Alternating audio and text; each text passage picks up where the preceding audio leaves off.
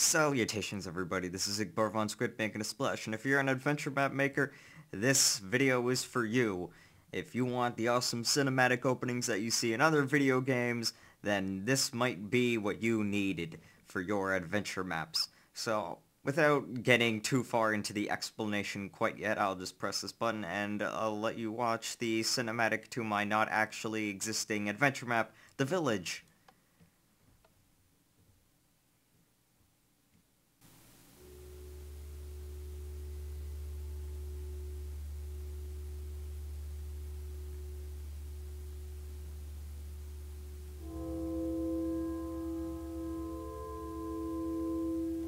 So, as you can see there, that's the... Hold on, let me get rid of this. So, as you can see there, that was an actual sort of cinematic-looking opening to the adventure map, The Village. It also came up with the objective. And the quick explanation is really, really simple. So, this here is a fill clock. It's not actually running right now, so if I... Wait, no, wrong game mode. So if I break this, it won't automatically fill back in. But if this clock were running, and I were to break that, it wouldn't go so well.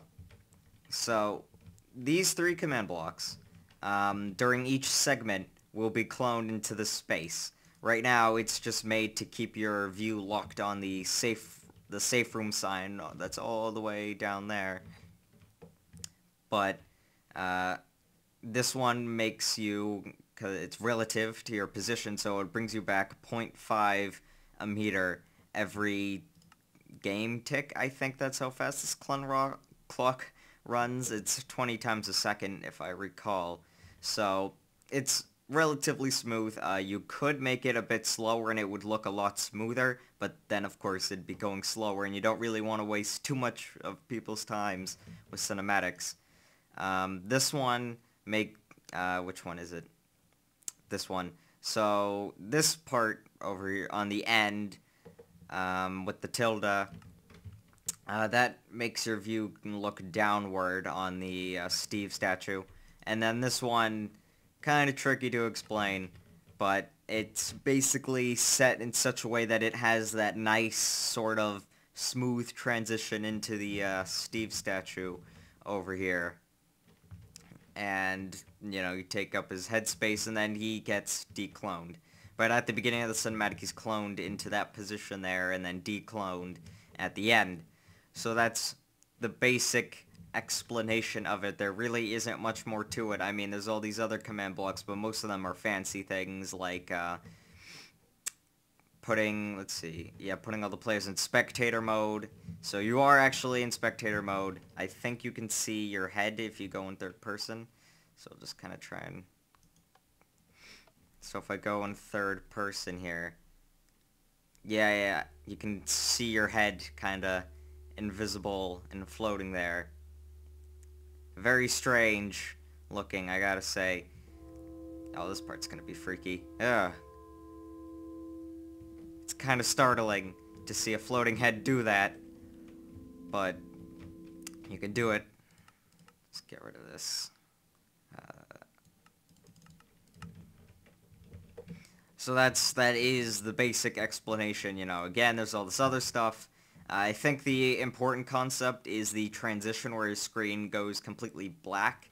If you were to recreate this, that might be something you couldn't figure out on your own. Basically, if you give a player blindness and night vision at the same time, then the screen goes completely black, although you can still see, like, the stars for some reason. So you're also teleported inside this little black box, so you can't look around and then realize that, oh, wait a second, you can actually see things. And then, you know, it's all the same. This command block puts redstone block here, and then the one down here just removes it instantly, and then these are all just the times and delays, I think. Yeah, these are for the titles that show up, the village. This one begins the clock, and then the rest of these, well, this one puts the Steve clone, and then this one clones this block into the fill clock, and then down here, these two do the same thing where they grab the other block, the other command block for teleporting into the fill clock. And then these on the end, pretty much the same thing. This one declones the clock, so it stops it completely. That was the fastest way I could think of to get rid of it. I could have used the fill command, but instead I used the clone command because I'm not that smart.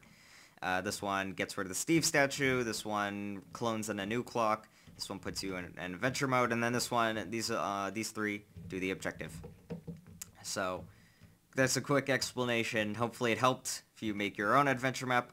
I suggest you do this. I know I'm going to do this if I ever make an adventure map, which will probably be never. But still, I find this cool. I hope you did too. That's the end of the video. I appreciate your viewership.